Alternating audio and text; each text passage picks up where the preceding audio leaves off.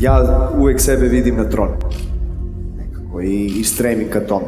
Ne može uvek da se ostvari, naravno, nekad stvari ne idu kako si poželeo, ali to je život. Ali definitivno imam najviše ambicije u tom pogledu. To je ono što ja osjećam. Novak Djokovic coming into this match today, massive amounts of pressure. How do you think he's coping with being the new world number one? You know, everything that's at stake here. What do you think about that? I think he's coping with it beautifully. Yes, another victory and another record. The first player in the Open era to reach 14 successive finals in the same season. How about that?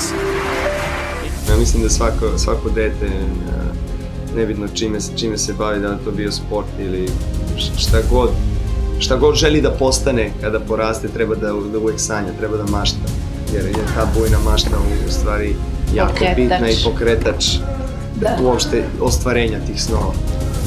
Takav je bio i moj slučaj. Ja sam imao improvizovane pehare napravljene od kartona, od plastike i čak i prave pehare koje sam osvajao u juniorskim turnirima, u juniorskoj konkurenciji do 10 godina, do 12, do 14 godina. I te pehare sam podizao i njih, tako reći, u svojoj mašti pretvarao u ovaj pehar. Hoćeš da kažeš da si trenirao podizanje. Trenirao sam, nego šta.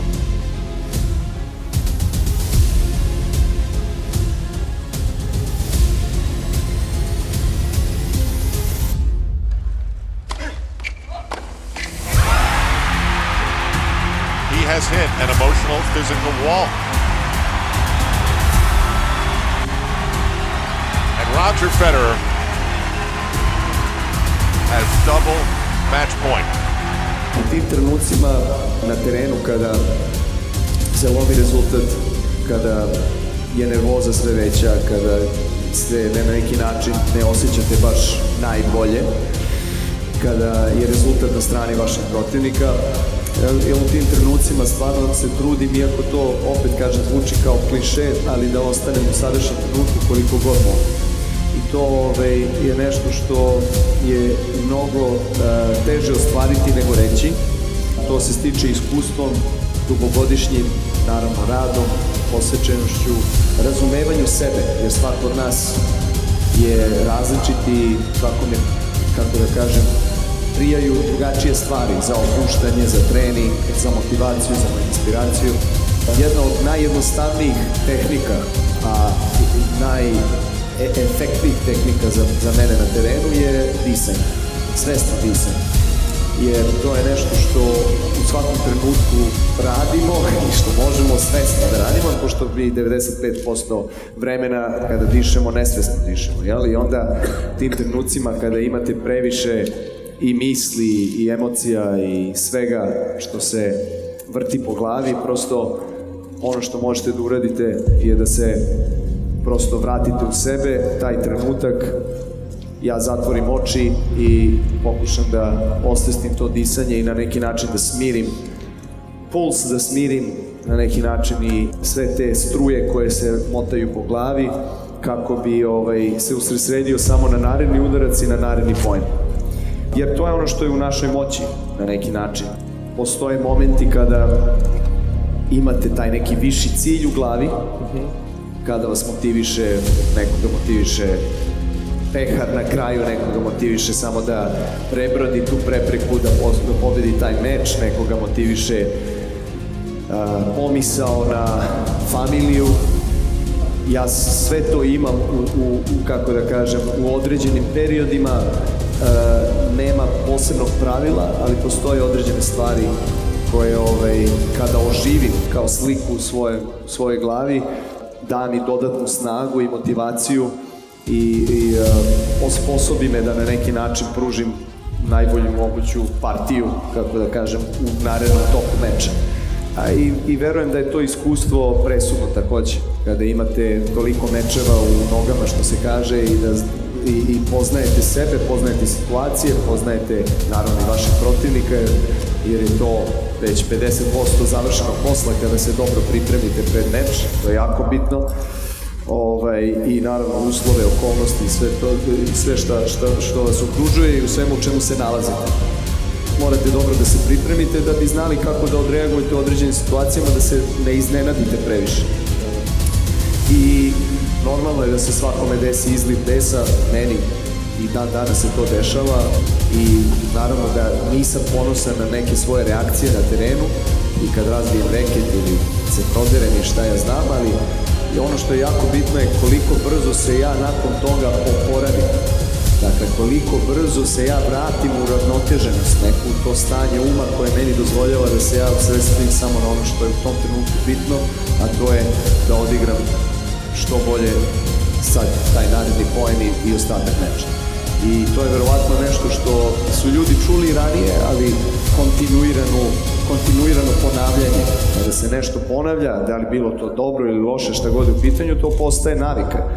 I ja sam lično primer toga i stvarno sam osetio to i u svojoj glavi, na svojoj koži nebrojeno puta, tako da ja primenjujem određene tehnike i vežbe svakodnevno koje meni dozvoljavaju da kada onda dođem u te situacije gde prosto deluje da nema izlaza i da brod tone, opet nekako pronađem put da se vratim.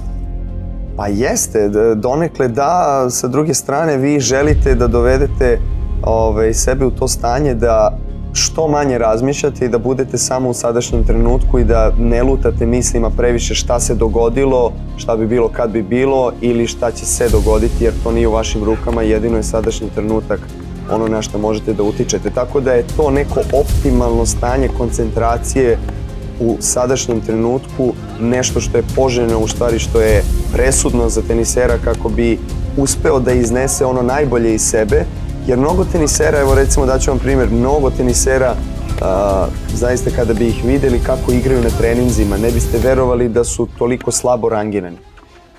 I onda u stvari zaključite koliko je taj psihički moment i aspekt bitan i presudan u postizanju velikih uspeha, to jest osvajanje Grand Slama, ono što se beleži u istoriji našeg sporta. Pre svega rekli smo disanje. Mislim da je to jedna stvar koja je najjednostavnija, a ja pričam o svesnom disanju, ne pričam o disanju koji se nesvesno odjeva.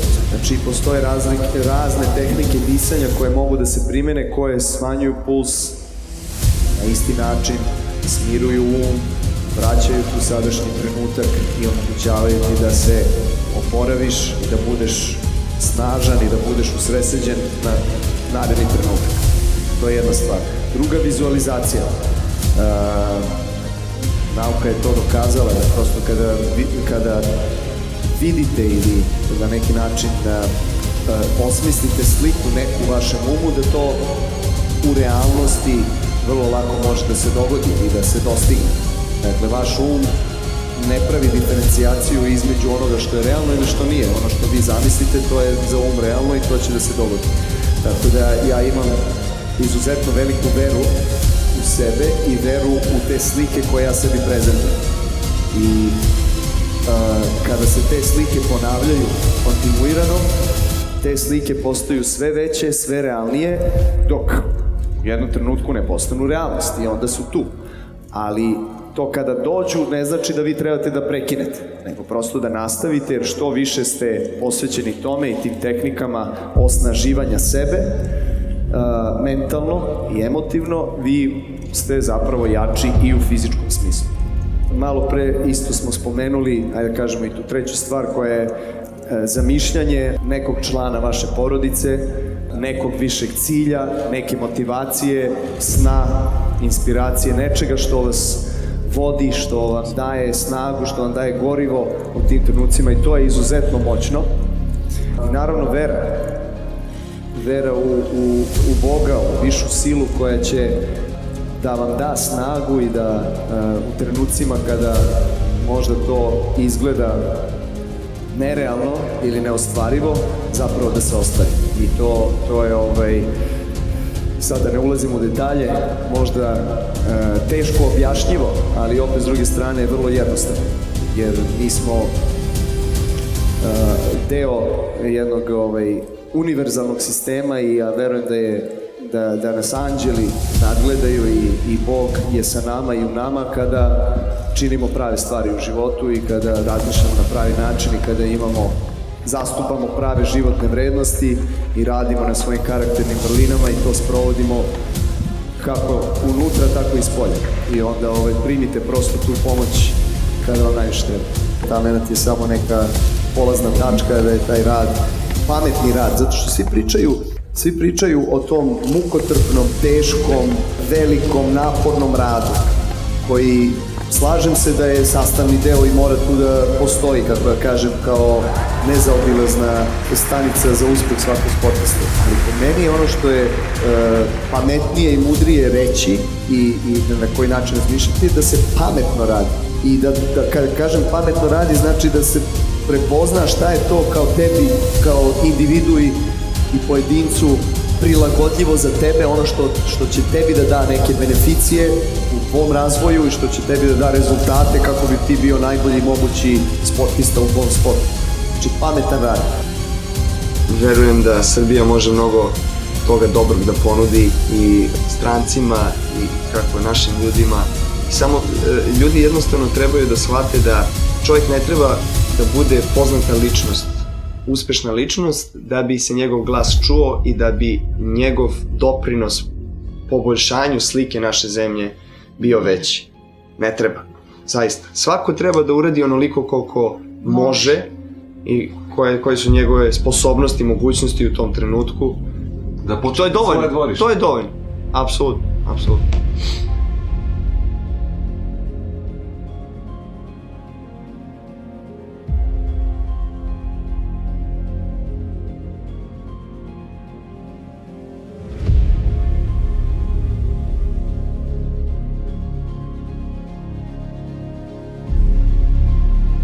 Pa sve ima svoje prednosti. Ja jesam bio ponuđen sa državljanstvom britanskim, sam imao 14 godina i o tome se razgovaralo intenzivno, međutim jednostavno nisam video smisla u tome, iako, moram biti iskren, je bilo primamljivo i na momente smo razmišljali s obzirom na tešku situaciju ekonomsku u zemlji i s obzirom na činjenicu da tenis nije bio jedan od popularnijih sportova u zemlji u to vreme i da smo imali poteškoće da pronađemo sponzora i tako dalje, neko ko može da podržava i da na neki način izdrži sve te troškove koje su neophodni za putovanje i ostalo na juniorske turnire. Tako da sam ja mnoge juniorske turnire u principu i preskočio zbog toga što jednostavno nije bilo uslova, ali ne okrećem se i kažem da je bilo drugačije, ja sam mogao da budem šta sada. Ja sam broj 1 na svetu i velikim delom sam broj 1 na svetu upravo zbog takve prošlosti, zbog takvog detinjstva,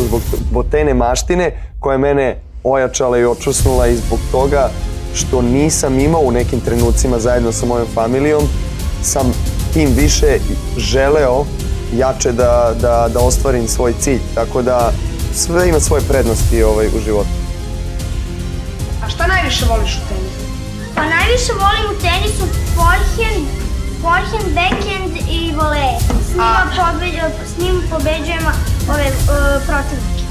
A da li se protivnici ljute kad ih pobediš? Ne.